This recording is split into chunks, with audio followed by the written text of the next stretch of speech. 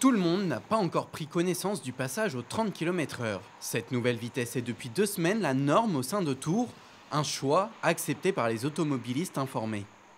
Ça ne me gêne pas que cet élargissement soit à 30 km/h. Après, il y a certainement des endroits où ça va être 30 km/h, mais ça ne paraît pas forcément justifié.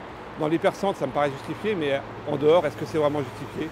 Je respecte, ça ne me pose pas de problème, je vous dis. Je trouve que c'est au contraire quelque chose qui permet d'avoir une ambiance plus sereine, plus tranquille. Et voilà, si on est pressé, on part un peu avant. Si cette mesure est effective depuis peu, la police municipale organise régulièrement des contrôles sur les axes qui ont subi le changement. Résultat, peu d'excès de vitesse sont relevés, un bilan appuyé par les radars pédagogiques. Et les zones à 30 sont plutôt respectées. Partout où on avait des implantations de radars pédagogiques, on se rend compte qu'à part des crêtes et des exceptions qui sont de l'ordre de moins de 1%, les vitesses des flux habituels de circulation, que ce soit aux heures de pointe ou aux heures de moindre circulation, sont respectées. En revanche, nous, on va sur les contrôles radars de façon à pouvoir aussi donner l'information aux gens.